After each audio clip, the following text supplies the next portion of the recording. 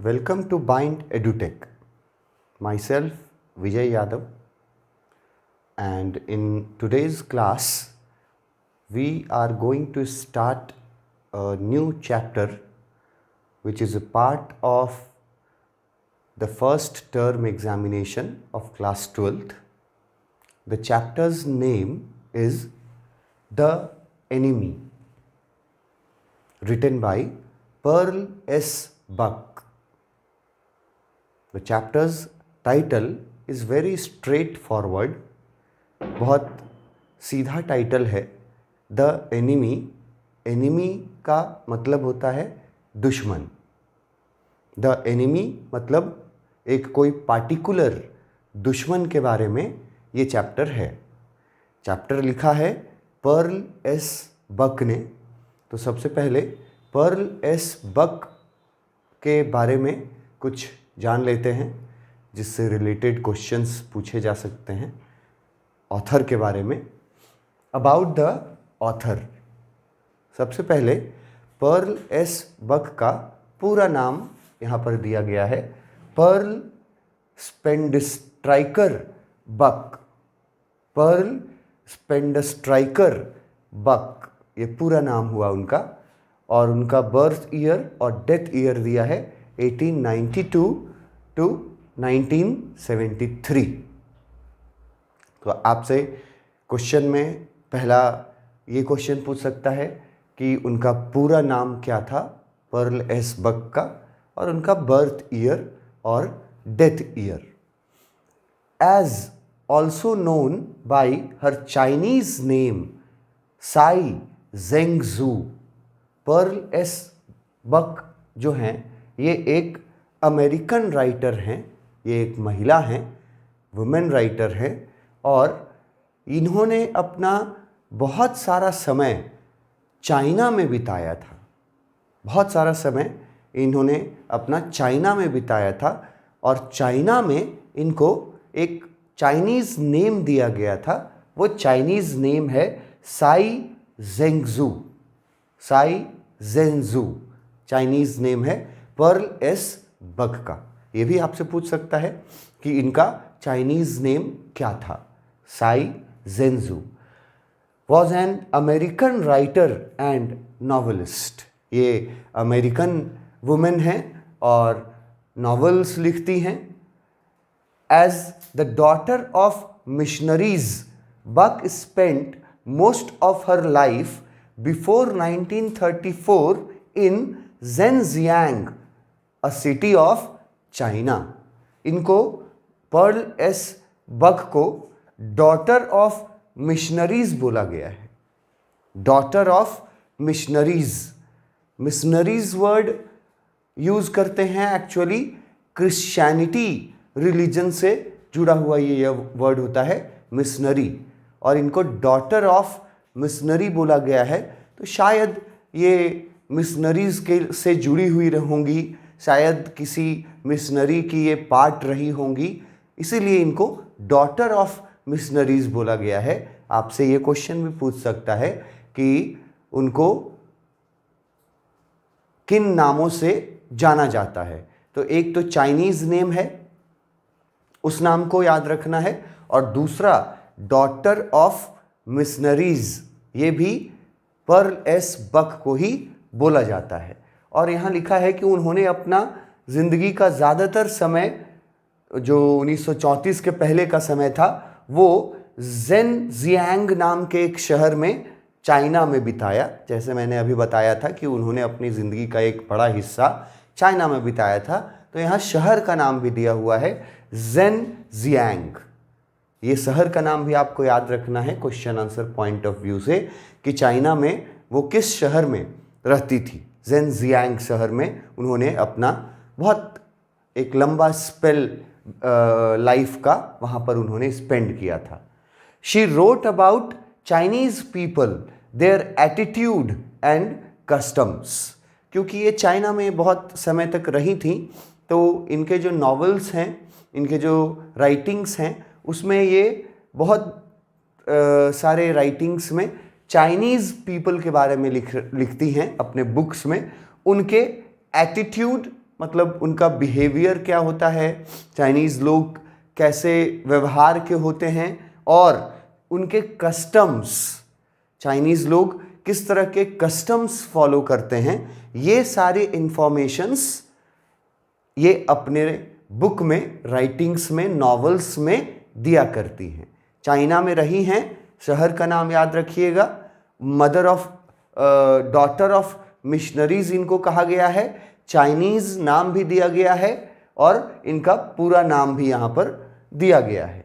China में ये China के लोगों के लिए, चाइनीज़ पीपल के लिए वो लिखती हैं उनको, और उनको उनके बिहेवियर को ये डिस्क्राइब करती हैं और वो किस तरह के कस्टम्स फॉलो किया करते हैं चाइनीज़ पीपल, उसके बारे में भी पर्ल एस के बुक में काफ़ी डिस्कशन किया जाता है। और वो सब रियल इंसिडेंट्स, रियल एक्सपीरियंस से वो डिस्कस करती है, क्योंकि उन्होंने उतना समय चाइना में बिताया है। ये वर्ड जो कस्टम्स वर्ड है, ये कस्टम वर्ड का मतलब परंपरा होता है और रीति रिवाज होता है। हिंदी में कस्टम्स का मतलब रीति रिवाज आप समझ सकते हैं। हर नॉवल उनका लिखा गया, एक नॉवल द गुड अर्थ, ये उनका लिखा गया एक नॉवल है जो पर्ल एस बक ने लिखा था। द गुड अर्थ नाम था उस नॉवल को। उस नॉवल को नोबेल प्राइज मिला था इन लिटरेचर फॉर हर। उसके लिखने के लिए, ये बुक लिखने के लिए इनको, पर्ल एस बक को नोबेल प्राइज लिटरेचर का ये मिल चुका है। लिटरेचर के मामले में और भी अलग अलग सेक्टर्स के मामले में वर्ल्ड वाइड जो सबसे बड़ा पुरस्कार, जो सबसे बड़ा अवार्ड कंसीडर किया जाता है, वो नोबेल प्राइज ही होता है। और ये Nobel prize Pearl S Buck को, हमारी लेखिका जो हैं, उनको मिल चुका है उनके एक नॉवल के लिए। नॉवल का नाम याद रखना है question answer point of view से, द गुड अर्थ, ये नॉवल का नाम था। और इस नॉवल का कौन सा प्राइज मिला? Nobel prize in literature. ये क्वेश्चन आंसर्स के लिए याद रखना है। Buck had a humanistic attitude towards the problem of life. Pearl S Buck जो हैं वो जीवन के बारे में काफ़ी ह्यूमैनिस्टिक एटीट्यूड रखती थी। मतलब आप उनको जेनरस नेचर का समझ सकते हैं। She was of a generous nature, वो बहुत दयालु किस्म की थी। और किसी भी जगह के लोग हों, किसी कंट्री के लोग हों, ऑल ओवर वर्ल्ड, और अगर किसी कंट्री के लोग को कोई परेशानी है, कोई प्रॉब्लम है, कोई बेसिक फैसिलिटी नहीं मिल रहा है, तो पर्ल एस बक जो हैं वो उन प्रॉब्लम्स को, बेसिक जो प्रॉब्लम्स कॉमन मैन के लाइफ में होता है, उसको वो अपने राइटिंग्स में शामिल करती थी और उस पर वो फोकस करती थी, उसको दूर करने का काम करती थी, उनमें इंटरेस्ट रखती थी वो। तो आपसे ये भी क्वेश्चन पूछा जा सकता है कि उनका एटीट्यूड कैसा था? तो ह्यूमैनिस्टिक एटीट्यूड, मतलब मानवीयता। पर्ल एस बक में मानवीयता कूट कूट के भरा हुआ था और वो किसी भी मनुष्य का प्रॉब्लम जो है वो नहीं देख पाती थी और उसके लिए कुछ ना कुछ, उसके इम्प्रूवमेंट के लिए, उसके हेल्प के लिए कुछ ना कुछ वो अपने तरफ से ज़रूर करती थी। ऐसी हमारी राइटर हैं पर्ल एस बक, जिनका लिखा हुआ हम लोग एक स्टोरी पढ़ने वाले हैं। स्टोरी का टाइटल है द एनिमी, और एनिमी का मतलब होता है दुश्मन। तो उनके बुक का नाम याद रखिएगा, कौन सा प्राइज मिला ये याद रखिएगा, उनका चाइनीज़ नेम याद रखिएगा। उसके बाद वो अमेरिकन राइटर हैं, बिलोंग करती हैं अमेरिका से, ये याद रखना है।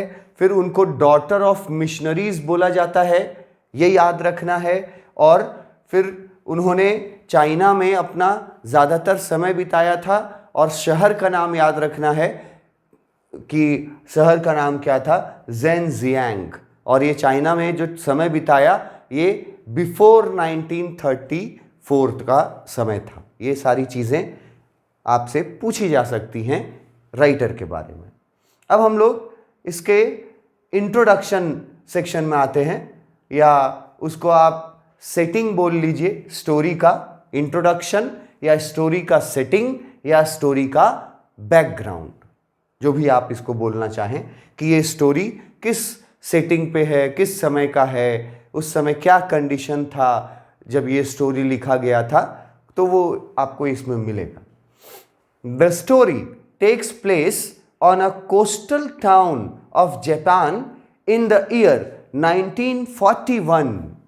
ईयर याद रखना है, 1941 का साल था, और ये स्टोरी जो है वो जापान के एक समुद्र के किनारे बसे एक जगह के बारे में ये स्टोरी आता है। ये स्टोरी का जो बैकग्राउंड है, जहाँ इस स्टोरी की घटनाएं होंगी, जो इंसिडेंट्स होंगी, वो coastal town of Japan, Japan के समुद्री इलाके में एक शहर है, नाम नहीं बताया है, कोस्टल टाउन ऑफ जापान, ये याद रखना। और ईयर याद रखना है कि 1941 में ये इंसिडेंट हुआ था, जो हम लोग एक स्टोरी के रूप में पढ़ने वाले हैं। When Japan attacked Pearl Harbor. अब 1941 के समय का अगर ये स्टोरी है, तो 1941 ये जो ईयर है, ये पूरी दुनिया में इसको याद रखा जाता है सेकेंड वर्ल्ड वॉर के रूप में। सेकेंड वर्ल्ड वॉर का टाइम था 1941 का टाइम। सेकेंड वर्ल्ड वॉर जो 1939 से शुरू हो गया था और 1944 या 45 तक चला था, उसी सेकेंड वर्ल्ड वॉर के दौरान 1941 में, मतलब in the middle of the second world war, ये घटना हुई थी, ये इंसिडेंट हुआ था, जिस पर ये स्टोरी लिखी गई है। अगर आपसे पूछे कि ये स्टोरी किस समय की है, तो आप ऑप्शन में ये दे सकते हैं कि ये सेकेंड वर्ल्ड वॉर की समय की है, और 1941 ईयर जो है उस समय का ये स्टोरी हम लोग को पढ़ने को मिला है। अब यहाँ लिखा है कि जापान अटैक कर दिया था पर्ल हार्बर पर। अब इसके लिए थोड़ा सा आपको सेकेंड वर्ल्ड वॉर के हिस्ट्री में जाना होगा, जो आप लोगों ने पढ़ रखा है, पर उसको थोड़ा रिवाइव करना होगा। सेकेंड वर्ल्ड वॉर के दौरान अमेरिका और जापान, ये दोनों ऑपोजिट साइड से लड़ रहे थे। एक साइड से अमेरिका था एक ग्रुप में, तो दूसरे ग्रुप में जापान था। अमेरिका उस समय भी एक सुपर पावर था। जापान एक छोटा सा देश था, लेकिन जापान के पास टेक्नोलॉजी के मामले में जापान बहुत सुपीरियर था। देश भले छोटा था, पर उनके अंदर देशभक्ति की भावना और टेक्नोलॉजी वाइज जापान भी कमज़ोर नहीं था, मगर अमेरिका के मुकाबले वो छोटा देश था। तो अमेरिका और जापान अलग अलग साइड से वर्ल्ड वॉर में हिस्सा ले रहे थे। अमेरिकन जो आर्मी थी, अमेरिका जिन कंट्रीज़ पर अटैक कर रहा था, जिन कंट्रीज़ पर हमला कर रहा था, उसमें अमेरिका यूज़ कर रहा था अपना एक वॉरशिप। वॉरशिप बोलते हैं, हिंदी में उसको युद्धपोत बोलते हैं।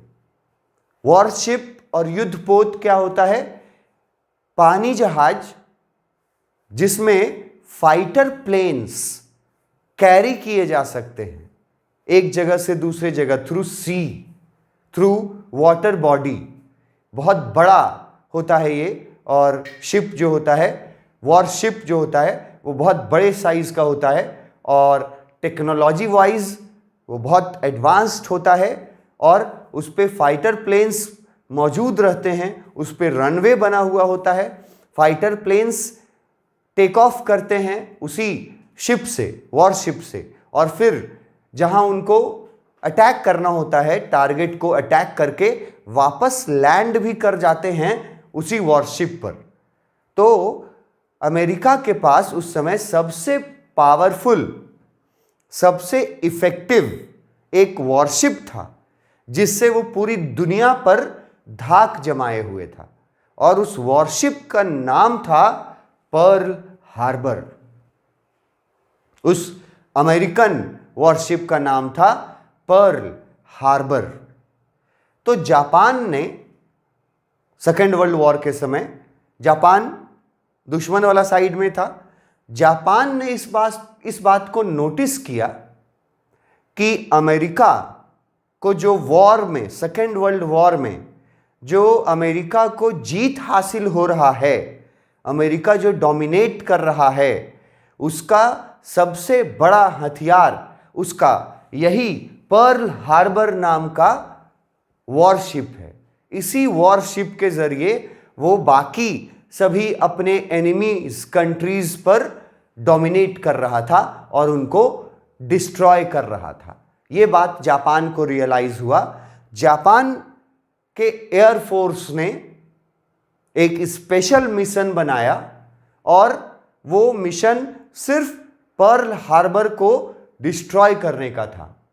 जापान के एयरफोर्स के जो फाइटर प्लेन्स हैं वो उड़े, और रात का समय था, उस समय उड़े, और वो उन फाइटर प्लेन्स ने अमेरिका के इस वॉरशिप पर, पर्ल हार्बर नाम के वॉरशिप पर अटैक कर दिया, बॉम्ब बेयरिंग कर दिया और पूरी तरह से उसको डिस्ट्रॉय कर दिया, उस वॉरशिप को, पर्ल हार्बर जिस वॉरशिप का नाम था। अब ये घटना जब हुआ जो जापान ने किया, अमेरिका का वॉरशिप तबाह करके, इससे अमेरिका जो एक सुपर पावर था वो काफी डिस्टर्ब हो गया, वो तिलमिला गया।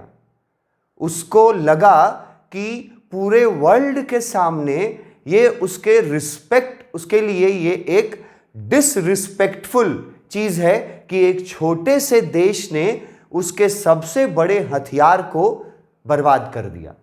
अमेरिका वॉज वेरी हर्ट, उसको बहुत दुख हो रहा था, और उसको दुख से ज्यादा उसको शर्मिंदगी हो रही थी कि एक छोटे से देश ने मुझे इतना बड़ा नुकसान दे दिया।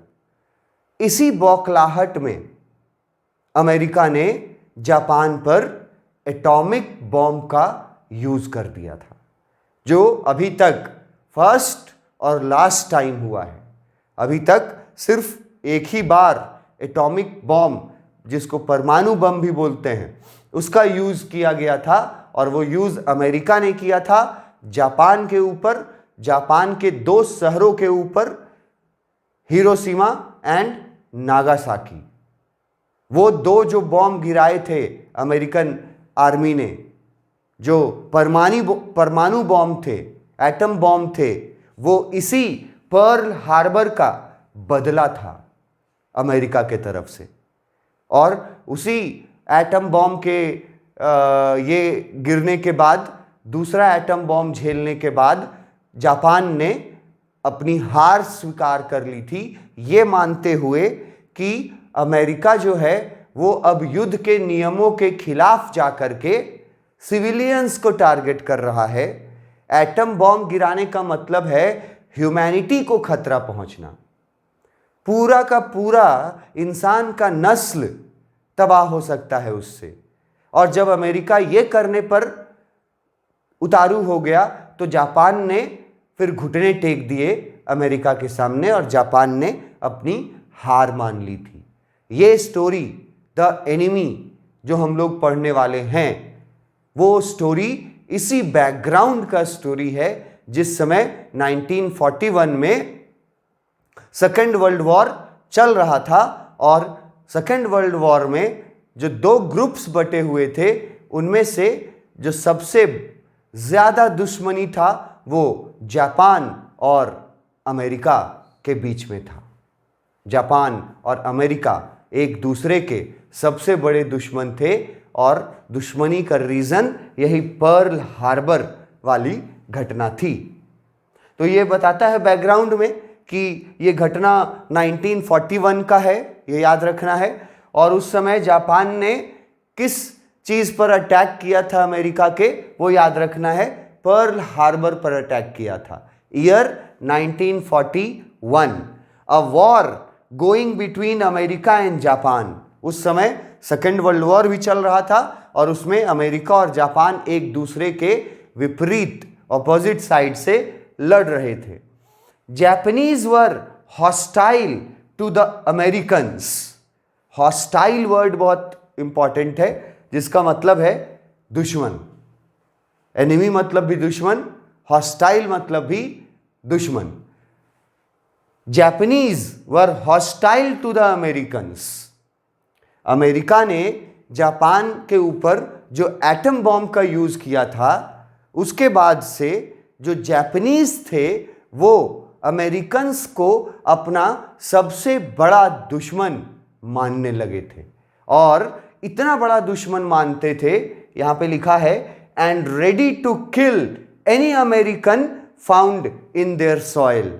इतनी दुश्मनी जापानी लोग के मन में था कि कोई भी अमेरिकन अगर उनकी धरती पे दिख जाता, सॉइल वर्ड यूज किया है कि अगर जापान की धरती पर कोई भी अमेरिकन दिख जाता तो वो लोग उसको मारने में एक सेकंड की भी देरी नहीं करते। इतनी दुश्मनी थी उस समय। ये स्टोरी का जो घटना है वो उस समय का है जब जापान और अमेरिका में इतनी दुश्मनी थी during second world war in 1941। उसके बाद इस स्टोरी का थीम और सेंट्रल आइडिया के बारे में कुछ पूछा जा सकता है। थीम और सेंट्रल आइडिया क्या है इस स्टोरी का? The story deals with the conflict, और ऑब्लिक करके लिखा है डायलेमा। कन्फ्लिक्ट और डायलेमा ये बहुत इंपॉर्टेंट वर्ड्स हैं इस चैप्टर के लिए, आगे भी मिलेंगे। दोनों का एक ही मीनिंग होता है, कन्फ्लिक्ट और डायलेमा। आगे देखते हैं इसका मीनिंग मिलेगा।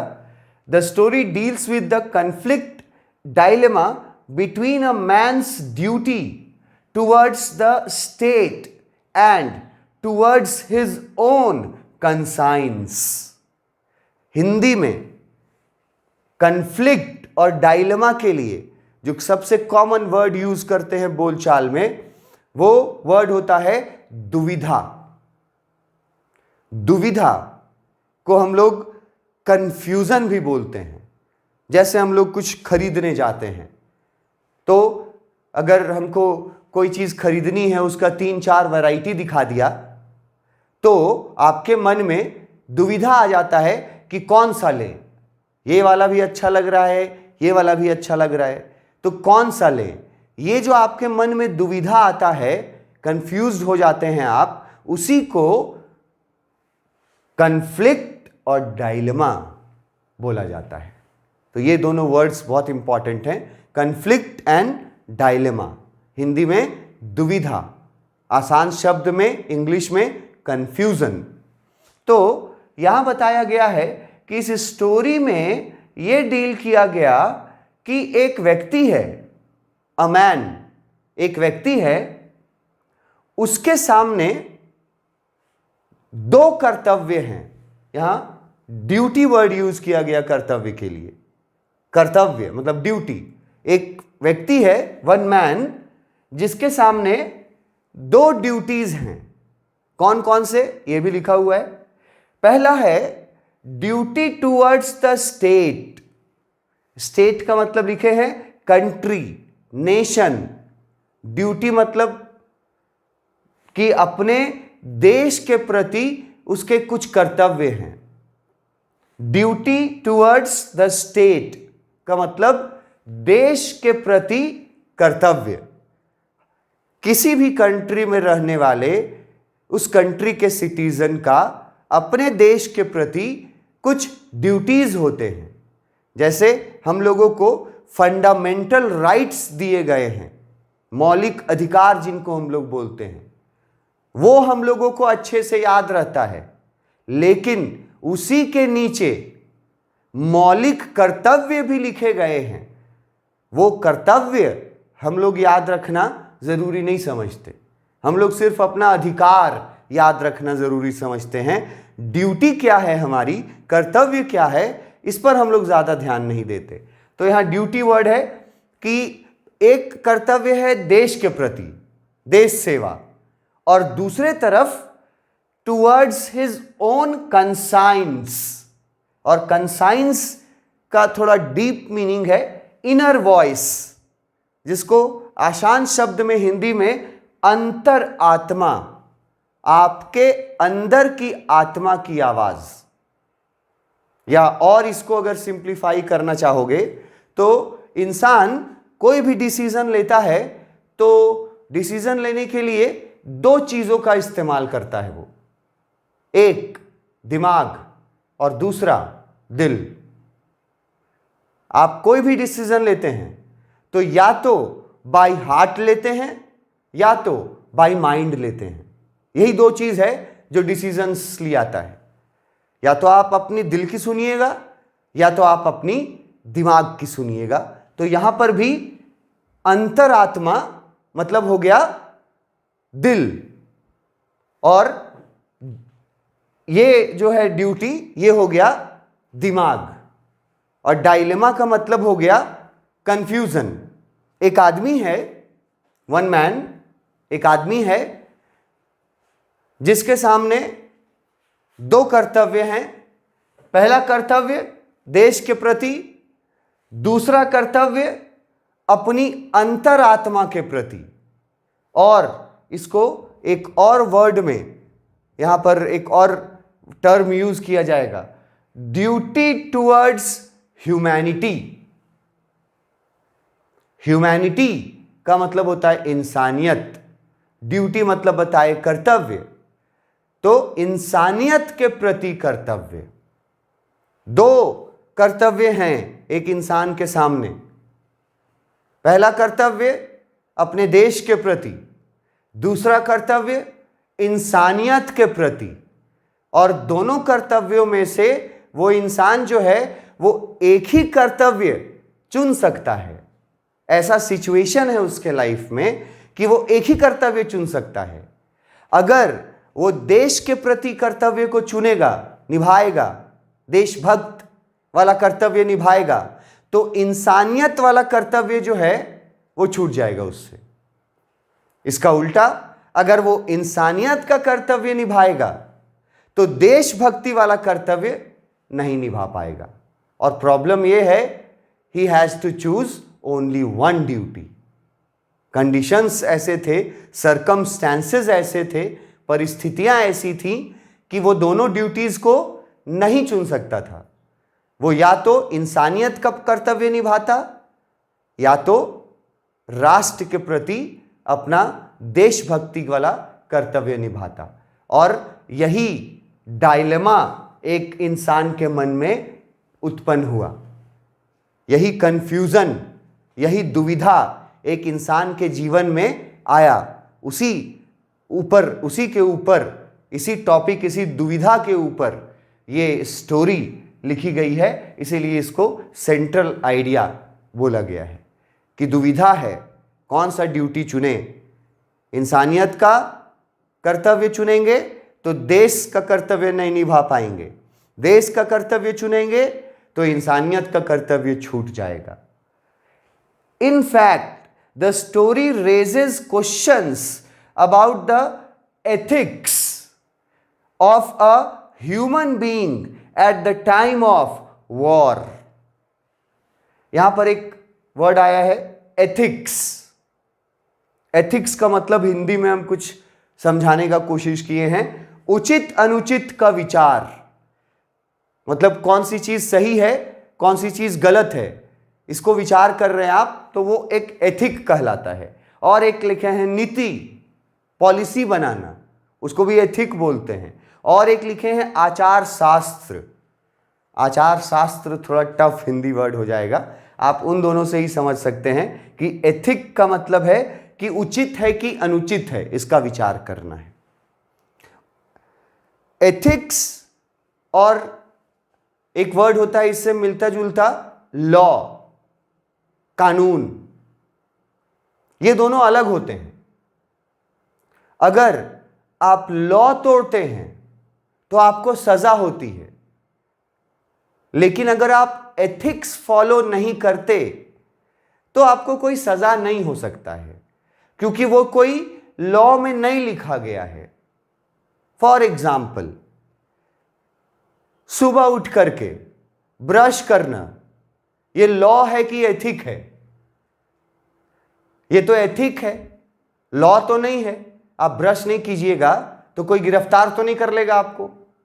सुबह उठ के नहाना, बड़ों के पैर छूना, ये सब क्या है? लॉज नहीं है, ये एथिक्स हैं। मतलब आपको करने चाहिए। अगर आप नहीं कीजिएगा तो क्या होगा? आपको अरेस्ट नहीं किया जा सकता है, कोई पनिशमेंट नहीं दिया जा सकता है। तो उसको एथिक बोलते हैं, जो कि आपको अपने आप फॉलो करना चाहिए, जो अच्छी आदतें होती हैं।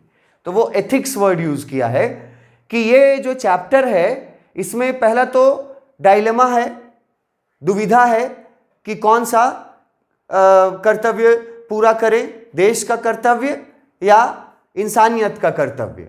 दूसरा कि इसी चैप्टर में ये क्वेश्चन भी रेज किया गया है कि एथिक्स जो हैं, अनुचित या उचित जो है ह्यूमन बीइंग के लिए, वो क्या है, specially at the time of war. अगर युद्ध चल रहा हो तो एक इंसान का कर्तव्य क्या है? ये इस टॉपिक, इस स्टोरी का ये भी एक मुद्दा है, ये भी एक टॉपिक है। The story condemns word important है, मीनिंग लिख दिए हैं अपोज का मतलब हुआ विरोध करना। द स्टोरी कंडेम्स मतलब विरोध, रेशियल डिस्क्रिमिनेशन का हिंदी वर्ड लिखे हैं रंग भेद और नस्ल भेद। रंग भेद और नस्ल भेद को हम लोग रिलेट कर सकते हैं महात्मा गांधी से।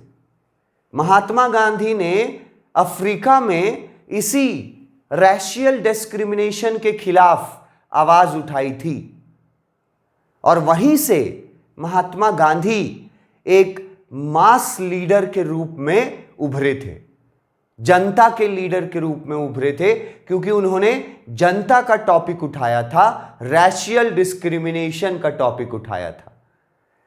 रैशियल डिस्क्रिमिनेशन मतलब हिंदी में तो आप देख लिए नस्ल भेद, और एक हिंदी देख लिए रंग भेद। पर स्किन के कलर को